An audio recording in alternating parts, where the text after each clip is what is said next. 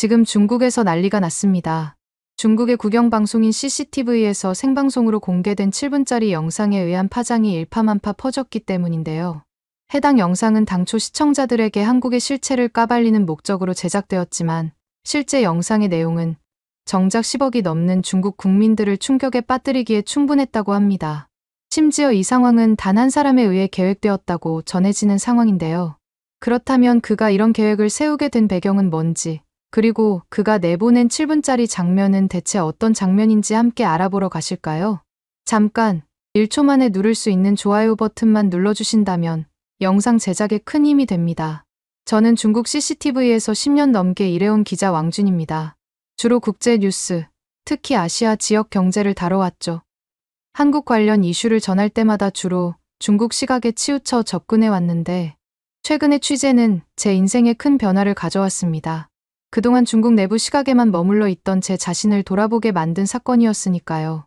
그날 아침도 여느 때처럼 사무실에서 오래된 자료 영상을 정리하고 있었습니다. 창밖에는 베이징 특유의 짙은 스모그가 보였고 사무실 안은 키보드 소리와 전화벨 소리로 분주했죠. 그러다 무심코 컴퓨터 화면에 뜬 과거 영상 목록을 클릭했는데 몇 년 전 제가 보도했던 한국의 문화 왜곡 문제 리포트가 눈에 들어오더군요. 한복 논쟁, 김치 논쟁 등을 다룬 내용이었습니다. 그 시절을 회상하며 자료 화면을 보니 그때 제 태도가 어땠는지도 선명하게 떠올라 스스로 놀랐습니다. 영상을 재생하자 젊은 시절에 제가 카메라 앞에서 자신감 넘치는 표정으로 한국이 중국 전통 문화를 자기 것처럼 왜곡한다는 주장을 전하고 있었어요. 그 모습을 보면서 왠지 모르게 불편해졌습니다. 예전에는 단순히 업무라고 생각했던 내용이 이제 보니 지나치게 한쪽에 치우친 보도였더라고요. 그때 저는 한중간 역사와 문화 갈등을 얼마나 일방적으로 다뤘던 걸까 하는 후회가 몰려왔습니다. 제대로 조사하지 않고 중국 정부 주장을 그대로 전했던 기억이 떠올라 마음이 무거워졌죠. 당시 리포트의 강경한 톤까지 다시 듣게 되니 생각이 더욱 복잡해졌습니다. 화면을 끄고 의자에 기대 앉은 채 창밖을 보니 베이징의 스모그 낀 하늘이 한층 더 답답하게 느껴졌습니다. 마시던 차가 식었는데도 알아차리지 못할 정도로 고민이 깊었어요. 그때 갑자기 장의희 국장이 조용히 제 책상으로 다가왔습니다. 평소라면 일을 지시하는 짧은 한마디만 건네고 사라지는 분인데 이번에는 다른 기색이 느껴져서 살짝 놀랐습니다. 왕준 씨, 잠깐 시간 좀 내줄 수 있나? 중요한 이야기가 있어. 장의희 국장의 목소리에 어딘가 알 수 없는 긴장감이 서려 있었고 저도 덩달아 긴장하게 됐습니다. 장의희 국장은 평소 무표정으로 유명한 분인데 오늘은 유난히 표정이 달라 보이더군요. 이런 분위기를 풍기는 분이 아니었기에 저도 괜히 조바심이 났습니다. 회의실로 옮겨 문을 닫고 자리에 앉은 뒤 장의희 국장의 표정이 금세 진지해졌습니다. 왕준 씨, 한국 경제 동향에 대한 특별 보도를 준비 중이네. 자니가 맡아줬으면 해. 고개를 끄덕이던 저는 장의희 국장의 다음 말에 마음이 무거워졌어요. 중국 안에서 아직도 반한 감정이 심각한 건 알지. 그러니 한국이 지닌 불안 요소들을 찾아와 주게. 특히 요즘 미국과 가까워지는 한국이 얼마나 불안정한지, 또 사드 이후 중국 관광객이 줄어든 뒤로 한국이 어떻게 버티고 있는지 살펴보라는 거야. 장의희 국장은 의자에 몸을 기댄 채 낮은 목소리로 덧붙였습니다. 솔직히 우리 시청자들이 원하는 건 한국의 모순이야. 사드 이후 우리 쪽 여론이 한국을 좋게 볼 리가 없잖아. 그 기대에 부합하는 보도를 해줬으면 하네. 저는 길게 침묵하다가 고개를 끄덕였지만 속으로는 내내 찜찜했어요. 과거처럼 한국을 일방적으로 깎아내리는 보도를 또 해야 하나 하는 생각이 들더군요. 워낙 오래 중국 정부 입장을 대변하는 기사를 써왔기에 그 관성이 남아있긴 했지만 아침에 봤던 편파적 보도 장면들이 머릿속에서 떠나질 않았습니다. 당시에 아무 의문도 제기하지 않았던 제 자신이 부끄럽게까지 느껴졌죠. 회의실을 나오면서 복도 창문으로 보이는 도시 풍경을 바라보며 생각했어요. 이번에는 직접 확인해야겠다. 그 결심이 제 인생을 얼마나 바꿔놓을지는 꿈에도 몰랐죠. 사실 중국 내부에서 교육받은 내용과는 다른 진실이 있을지도 모른다는 생각이 문득 들었기 때문이었습니다. 출국 준비를 하는 동안 주변의 반응은 예상보다 훨씬 부정적이었습니다. 동료 기자 리나는 커피를 마시다 한국 취재 얘기가 나오자 눈을 동그랗게 뜨며 말하더군요. 왕준 씨, 한국 경제가 이미 흔들린다는데 요즘 젊은 사람들 사이에서 반중 정서가 심하다고 하던데 가봐야 별로 볼 것도 없을걸. 옆자리의 왕리엔도 한마디 거들었습니다. 가도 건질 게 뭐 있겠어. 그냥 부정적인 장면 몇 개 찍어오면 되잖아. 어차피 시청자들도 그런 걸 좋아하니까. 식당에서 마주친 베테랑 기자 류씨는 20년 경력에서 우러나온 조언을 했습니다. 한국은 거칠에만 화려하다니까. 내가 몇 년 전 가봤는데 폰만 잡고 실속은 없더라고. 괜히 잘 사는 척하는 거지. 이런 말들을 들을 때마다 과연 제가 객관적인 취재를 할 수 있을까 고민이 깊어졌습니다. 마치 이미 결론이 정해져 있고 증거만 가져오라는 기분이었어요. 실제로 중국 내 분위기도 한국이 뭐 대단하냐라는 식이 많아서 현장에서 뭔가 다르게 보더라도 과연 바꿀 수 있을지 의문이 들었습니다. 출국 전날 장의희 국장이 또다시 저를 불러 면담실로 데려갔어요. 창가에 서서 밖을 내려다보던 장의희 국장이 심드렁하게 말했습니다. 너무 긍정적으로 보도하면 시청자들이 실망하겠지. 요즘 우리 정부와 한국 정부가 예전만 못한 건 알고 있잖아. 한국이 잘 나간다거나 괜찮다고 하면 우리 쪽 여론이 안 좋을 거야. 그 말에서 은근한 압박이 전해졌습니다. 회사가 원하는 보도 방향과 기자로서 사실을 확인해야 한다는 책임감 사이에서 갈등이 시작됐어요.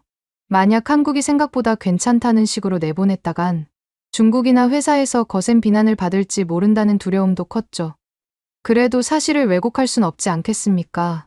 제가 조심스럽게 반론하자 장의희 국장은 웃으며 어깨를 두드렸습니다. 왜곡이 아니라 어디를 강조하느냐의 문제겠지.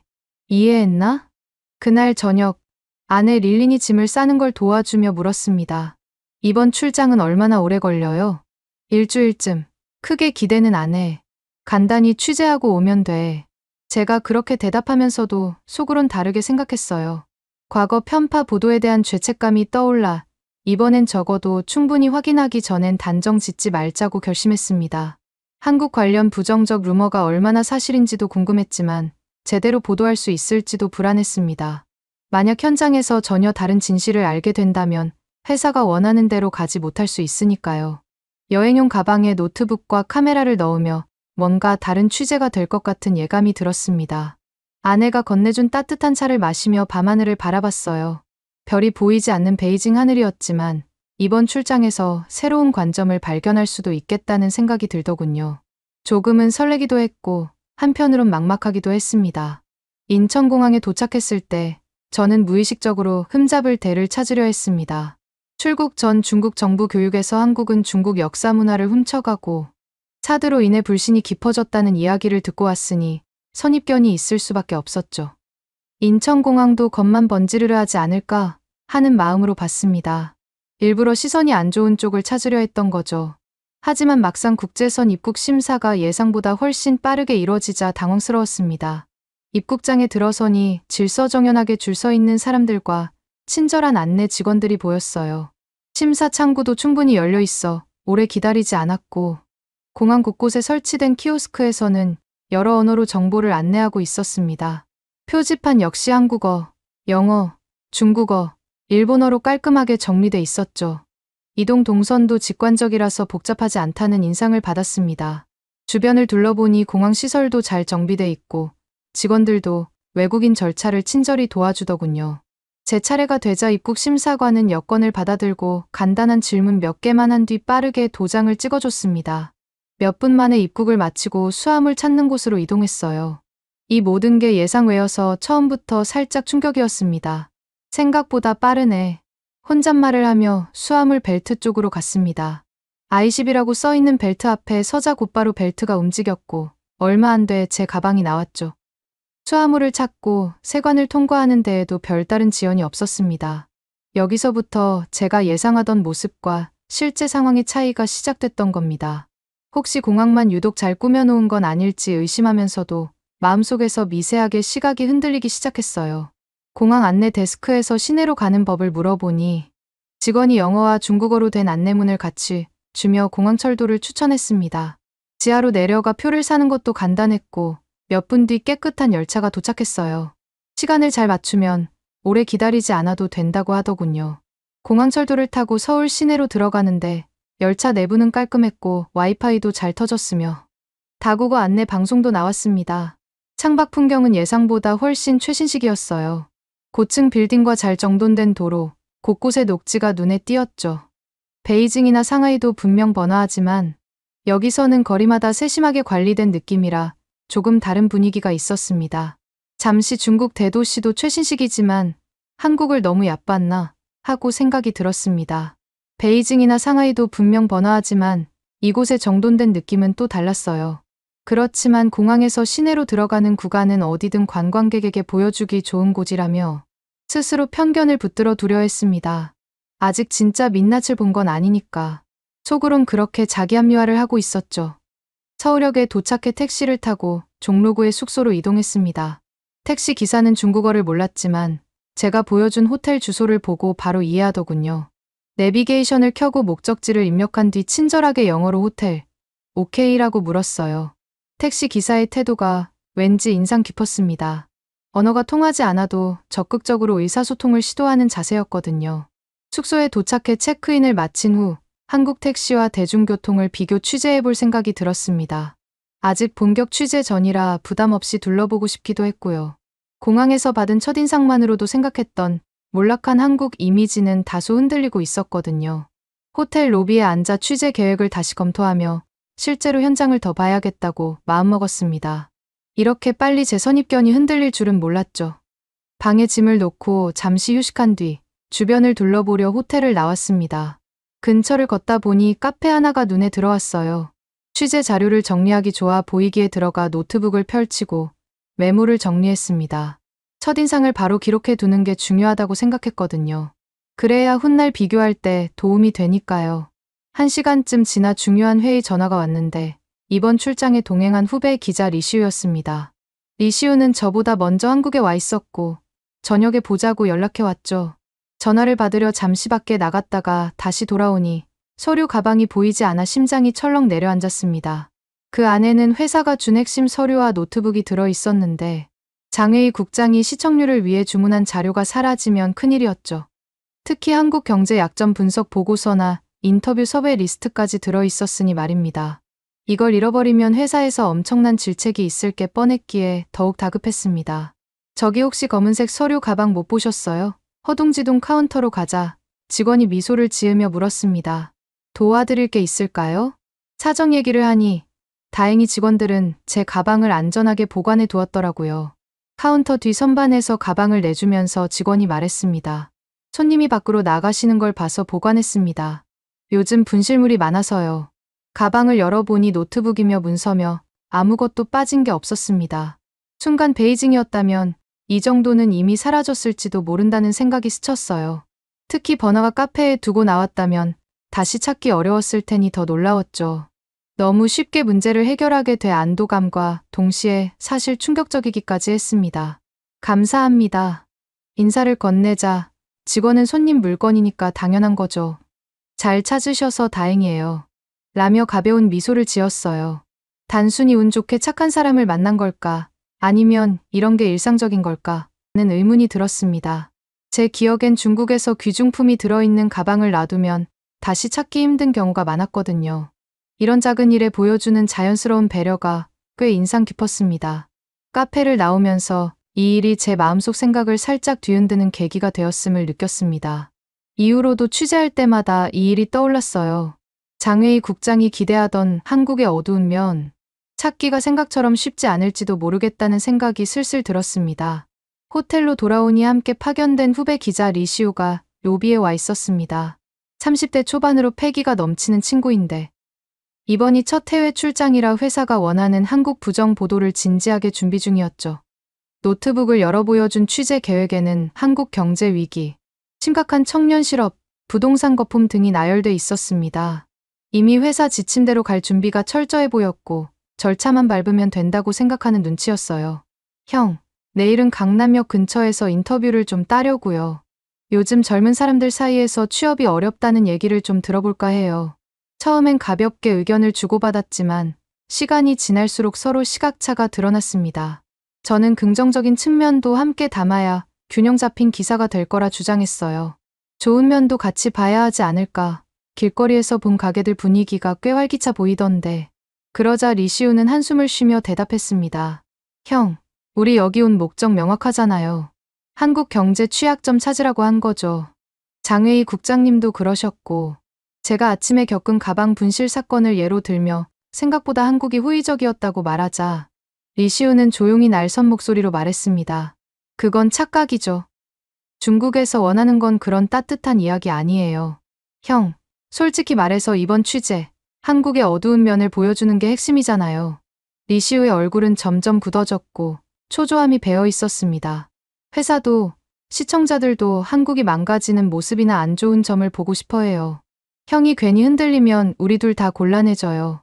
장회의 국장님이 형을 믿고 보낸 건데 다른 기자들도 다 오고 싶어 했다고요. 리시우의 말이 이어질수록 저는 답답해졌습니다. 취재 시작도 전에 결론부터 내려놓아야 하다니 이런 식의 갈등 자체가 너무 지치더군요. 사실을 알릴 의무와 회사 지시를 따라야 하는 현실이 충돌하니 심리적 압박감이 컸습니다. 리시우는 저녁 내내 자신의 계획을 자세히 설명했고 마지막엔 이대로면 중국이 곤란해할 수 있다고 경고까지 했습니다. 그 말에 저도 불안해졌지만 결국 조금 더 현장을 보고 판단하자는 말로 대화를 마무리했어요. 속으론 이미 제 안에서 뭔가 달라지고 있다는 느낌이 슬슬 들었습니다. 그리고 그 느낌은 다음 취재에서 더 선명해졌죠. 다음 날 아침 일찍 일어나 한국 공영방송 KBS를 찾아갔습니다. 한국 미디어가 어떻게 대외 뉴스를 다루는지 직접 보고 싶었어요. 미리 약속해둬서 KBS 홍보 담당자 김준영 씨가 로비에서 맞아주었습니다. 세련된 정장을 입은 30대 중반의 남성이었는데 첫인상부터 꽤 친절했습니다. 저도 조금 놀랐습니다. 취재를 위해 방문한 외국 기자에게 이렇게 열정적으로 안내할 줄은 몰랐거든요. 왕진님, 어서 오세요. 오늘 최대한 많이 보여드리겠습니다. 김준영 씨는 방송국 역사부터 간단히 소개한 뒤 뉴스룸과 스튜디오로 안내했습니다. 예상보다 훨씬 규모가 크고 장비도 첨단이더군요. 둘러보는 동안 정치나 국제 문제를 비교적 균형 있게 다루려는 모습이 보였어요. 저희는 공영방송으로서 사실 보도에 최선을 다하려고 해요. 특히 국제 뉴스는 여러 면을 확인하려 애쓰고 있죠. 고개를 끄덕이면서도 속으론 의심이 들었습니다. 그래봤자 공영방송이라면 정부 입장을 대변하는 거 아닐까 하는 생각이었죠. 그런데 뉴스룸에서 한국 기자들이 중국 관련 소식을 전할 때 무조건 비판적이거나 적대적이지 않음을 확인하자 더 당황스러웠습니다. 컴퓨터 화면에 떠있는 기사 중엔 한중 문화 교류를 긍정적으로 다룬 내용도 있었고 양국 경제 협력을 위한 특집 프로그램 기획도 보였어요. 한중 관계는 늘 복잡하지만 어떤 나라와도 최대한 균형 잡힌 시각을 유지하려고 노력합니다. 김준영 씨의 설명을 들으며 중국에서만 듣던 한국은 중국 역사를 훔치고 반중 정서를 키운다는 일방적 시각과 실제 현장의 온도 차를 실감했습니다. 예상했던 적대감 대신 오히려 이성적으로 접근하는 분위기가 생소하더군요. 혹시 보여주기용이 아닐까 살폈는데 기자들의 대화나 기사 준비 과정을 지켜보니 딱히 그런 기색은 없었습니다. 취재 중에 김준영 씨는 저에게 꽤 솔직한 이야기도 했습니다. 물론 양국 사이에는 문화 갈등 같은 민감한 주제가 있어요. 그런데 그런 갈등을 조장하기보다 서로 이해하려고 노력합니다. 편집실을 지나던 중 우연히 모니터에 뜬 자료 화면을 봤는데 중국 관련 다큐멘터리를 준비 중인 흔적이 있었습니다. 중국의 경제 성장과 문화적 영향력이라는 프로젝트 제목이 보였는데 중국에서 듣던 한국의 반중 정서와는 거리가 있어 보였죠. 이후에도 여러 인터뷰 자리에서 볼 수 있도록 미리 섭외를 해두었다며 필요하면 연락하라고 안내까지 해줬습니다. 투어가 끝날 무렵 김준영 씨는 추가 인터뷰나 자료가 필요하면 언제든 연락 주시라며 명함을 건넸어요. 순간 잠깐 스쳐가는 외국 기자에게 이렇게 적극적으로 협조해 주는 건가 싶어 놀랐습니다. 혹시 단순 홍보를 위한 거칠애인가 싶다가도 태도가 꽤 진지해 보여 저도 흔들리기 시작했죠. KBS 방문 이틀 후 반가운 연락이 왔습니다.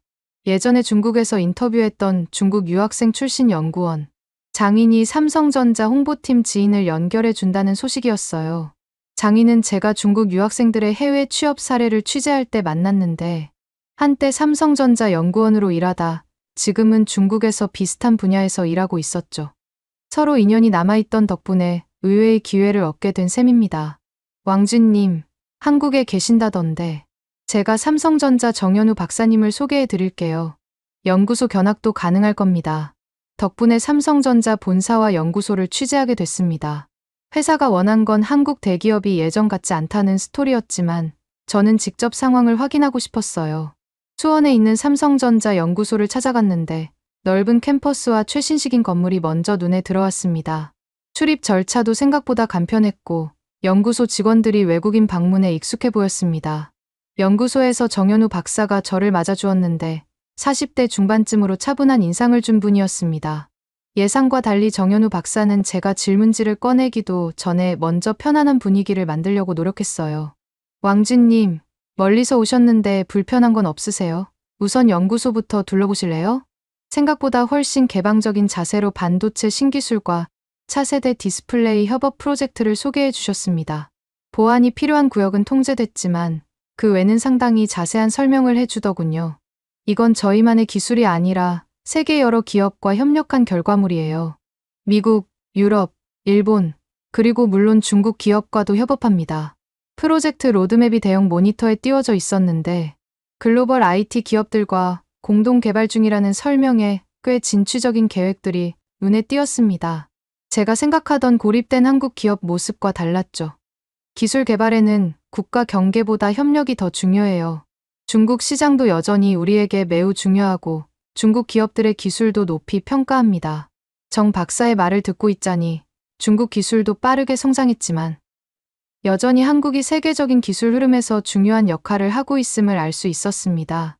특히 반도체나 디스플레이 분야에서 한국이 강세라는 느낌이었죠. 연구진과 이야기를 나눌수록 연구팀이 다양한 해외 파트너와 교류하며 대규모 수출도 진행하고 있고 일부 연구원은 중국어까지 배우고 있다는 사실을 알게 됐습니다. 회사가 기대하던 한국이 뒤처졌다는 그림과는 전혀 달랐습니다. 중국이 한국을 너무 얕잡아만 본 건 아닐까 라는 의심이 들었어요. 중국과 관계가 예전만 못한 건 사실이지만 기술과 비즈니스는 정치랑 분리해 생각하려고 합니다. 그게 서로에게 이익이니까요. 이 말은 특히 강렬하게 다가왔습니다. 중국 보도에서는 늘 한국이 중국을 무조건 적대하는 것처럼 그려졌는데 실제 현실은 훨씬 복잡하고 실용적이었죠. 연구소를 나오며 중국 시청자들이 이걸 보면 어떤 반응을 보일까 라는 생각에 고민이 깊어졌습니다. 오래된 고정관념과 실제 상황이 점점 크게 어긋나고 있었어요. 그런 생각을 안고 택시를 탔는데 그때 또 한 번 놀라운 경험을 하게 됐습니다. 연구소에서 나와 택시를 잡았는데 아직 한국 지리를 잘 몰라 번역 앱으로 목적지를 기사님께 보여주었습니다.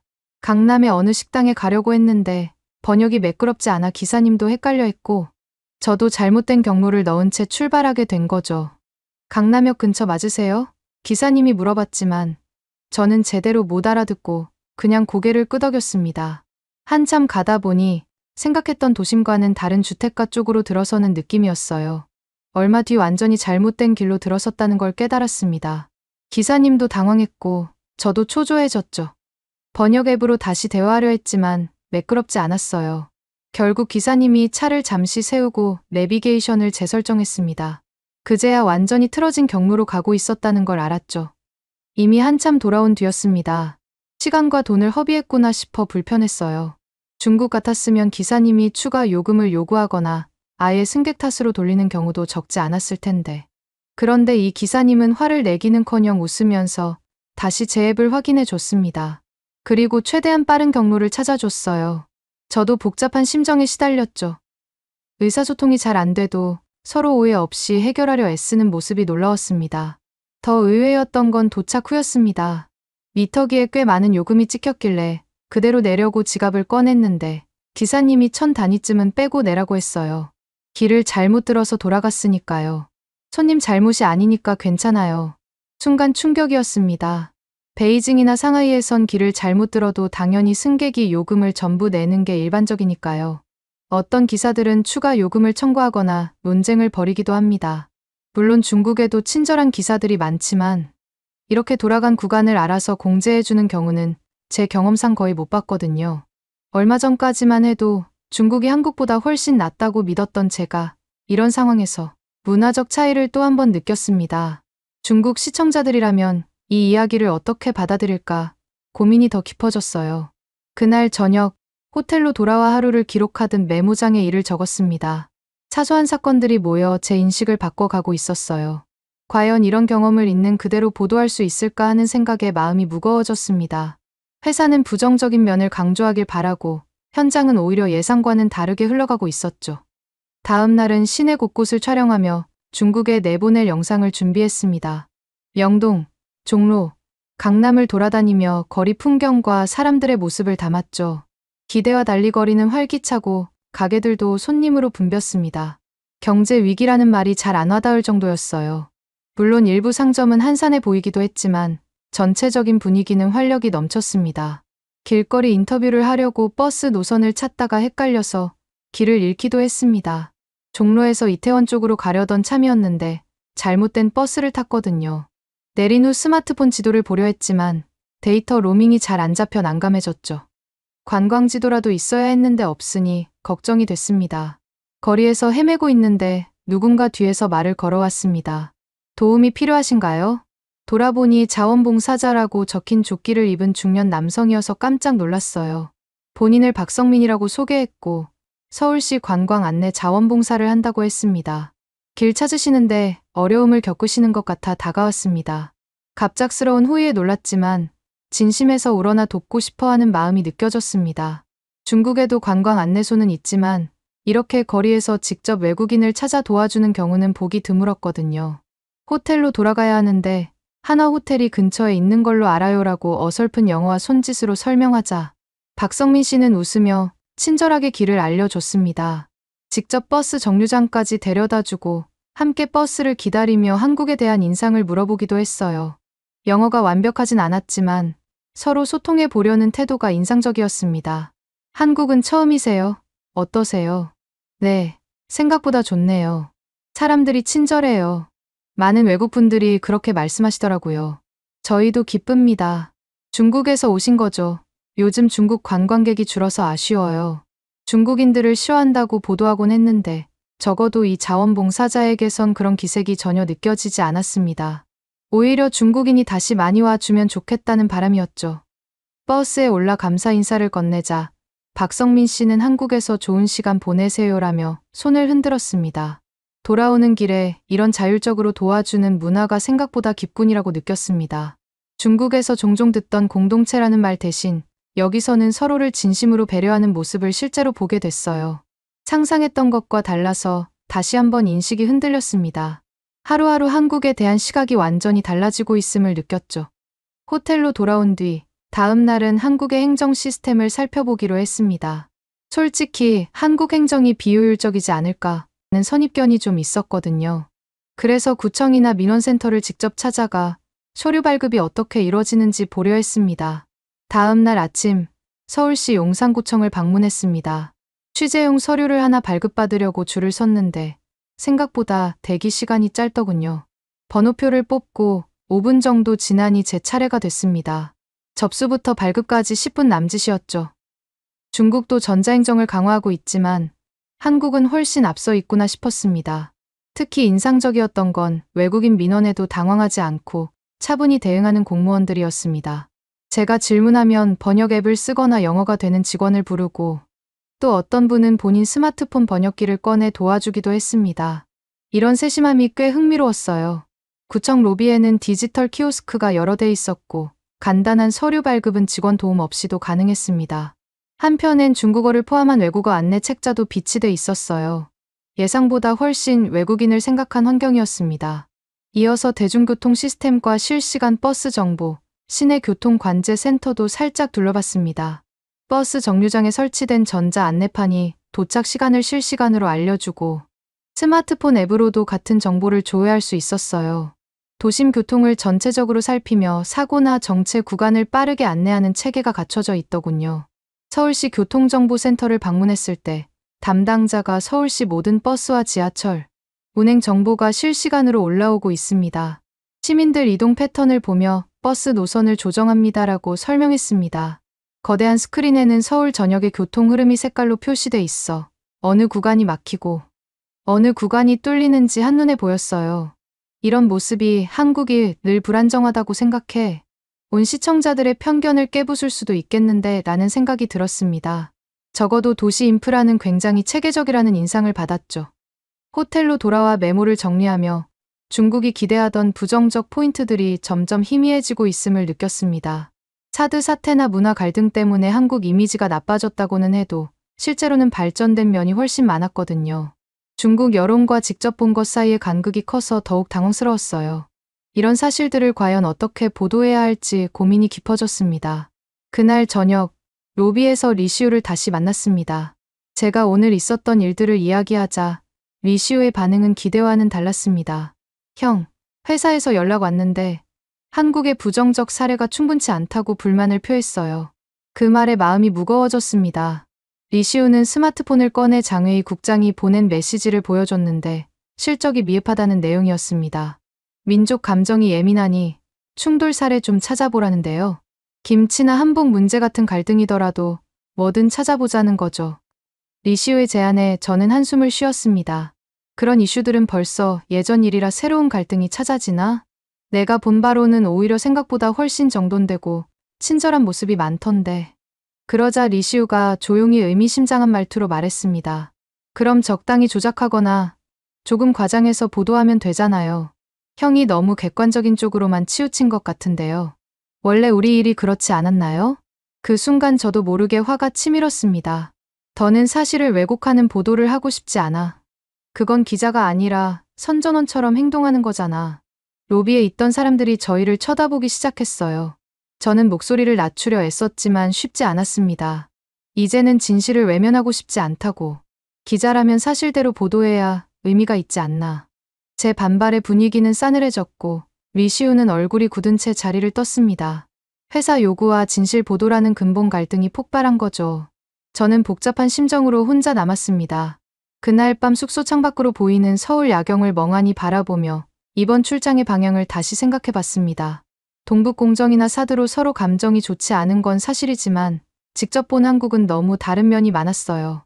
과거처럼 자극적이고 편파적인 기사로 반중반한 감정만 키우기는 싫었습니다. 그렇다고 회사와 선배들의 기대를 저버리는 것도 두려웠죠. 어떻게 이 출장의 마무리를 지어야 할지 머리가 복잡했습니다. 다음 날 아침, 더위를 무릅쓰고 이태원 일대에서 외국인의 한국 생활을 취재하기 위해 나갔습니다. 한국에 사는 중국인들을 만나 실제 경험을 듣고 싶었는데 인터뷰 몇 건을 하던 중 갑자기 현기증이 몰려왔어요. 며칠간 겹친 스트레스와 무리한 일정, 그리고 무더운 날씨 때문이었죠. 길을 걷다 문득 다리가 휘청여 가까운 벤치에 주저앉았습니다. 숨이 차고 식은땀이 비 오듯 쏟아졌어요. 일어서려 했지만 힘이 빠져 제대로 못 일어나겠더군요. 그때 주변을 지나가던 젊은 여성이 놀란 표정으로 다가왔습니다. 괜찮으세요? 간신히 고개를 끄덕였지만 금세 다른 이들도 몰려왔습니다. 누군가는 119 불러야겠다고 했고 또 누군가는 물 좀 드세요라며 생수를 건네줬어요. 정신이 아득한 상태로 사람들이 부축해주는 벤치에 앉아 있는데 몇 분 만에 구급차가 도착했습니다. 한국의 응급 시스템이 이렇게 빠르게 움직이는 줄 몰랐죠. 베이징에서도 응급 상황은 중요하지만 이 정도 속도인지는 예상 못했거든요. 구급대원들은 순식간에 제 상태를 확인하고 기본 처치를 시작했습니다. 영어로 어느 정도 소통 가능한 대원이 증상을 물어보며 침착하게 대응하더군요. 혈압이 좀 낮고 탈수 증상도 있는 것 같아요. 병원으로 이송하겠습니다. 저는 번역 앱으로 제 상태를 설명했고 가까운 병원으로 옮겨졌습니다. 구급차 안에서도 계속 제 상태를 확인하며 간단한 조치를 해줬어요. 응급실에 도착해 검사하자 다행히 큰 문제는 아니라고 했습니다. 탈수와 일시적 저혈압, 약간의 열사병 증상이 겹친 거라더군요. 의료진의 친절함과 효율적인 절차를 보면서 다시금 여기가 보여주기식은 아니었구나 하고 느꼈습니다. 물론 중국 병원도 빠른 편이지만 한국에 대해 갖고 있던 편견이 계속 깨지는 중이었어요. 특히 외국이라고 차별하지 않는 분위기가 좋았습니다. 이 수액 다 맞으면 좀 나아질 겁니다. 오늘은 무리 말고 푹 쉬세요. 의사의 말에 고개를 끄덕이고 병원 침대에 누워 이런저런 생각을 했습니다. 낯선 나라에서 이렇게 편안히 치료받을 수 있다니 중국이었다면 어땠을까 하고 떠올랐죠.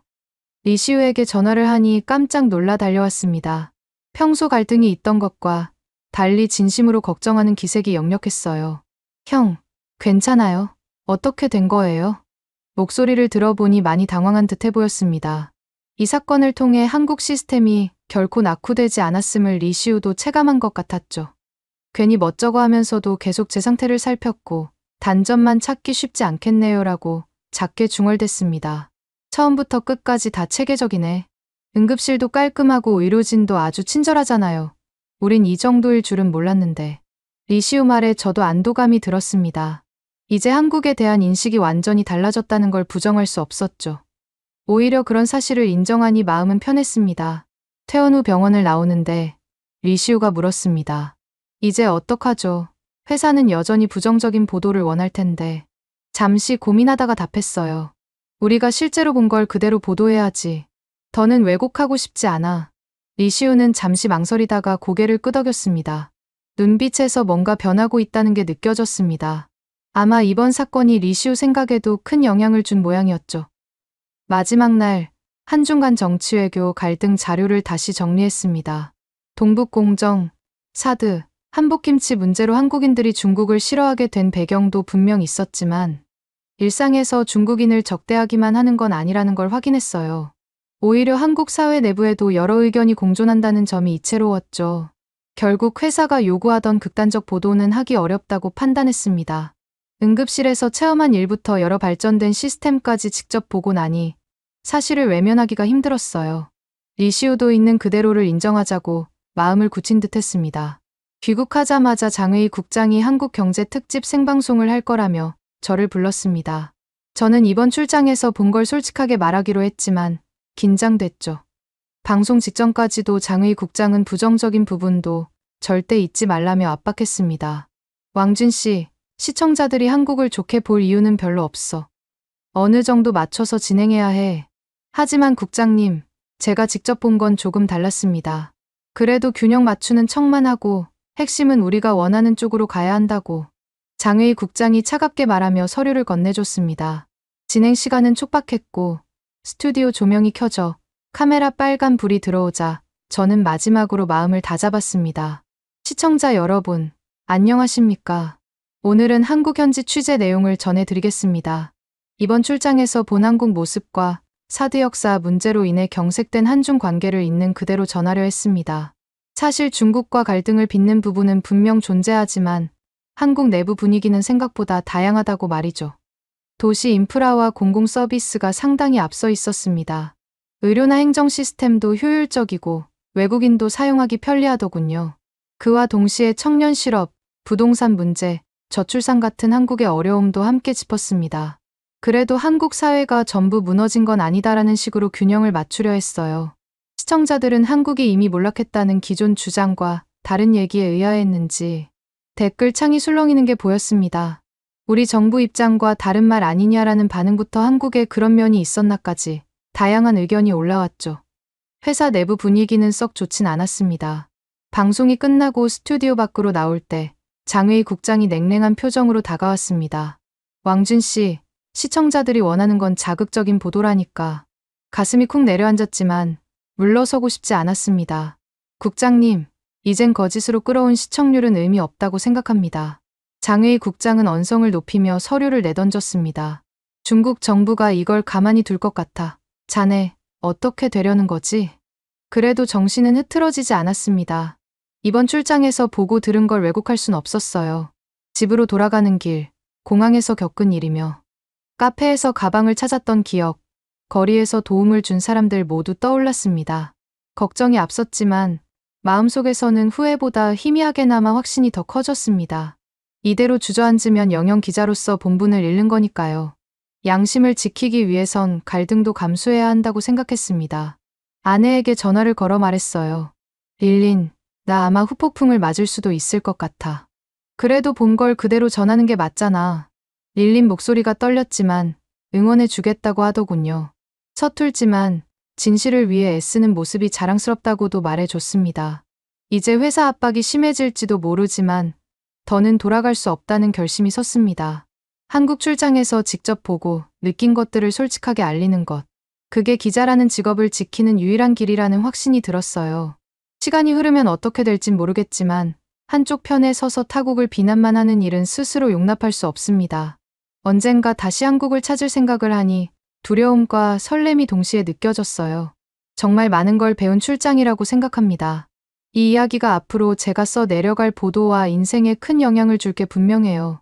어떤 벽이 막아서더라도 진실에 다가가기 위해 직접 발로 뛰는 자세를 지키고 싶습니다. 기자로서 마지막 남은 양심이 움직인 이상 누구도 쉽게 꺾지 못할 테니까요. 그래서 그러는데 여러분들은 한국의 어떤 면을 중국인들이 알았으면 좋겠다고 생각하시나요? 오늘의 사연은 어떠셨나요? 외국인들이 한국에 대해 겪은 해외 감동 사연을 계속해서 보고 싶다면 구독과 좋아요 부탁드려요. 긴 영상 시청해주셔서 감사합니다. 오늘도 행복한 하루 보내세요.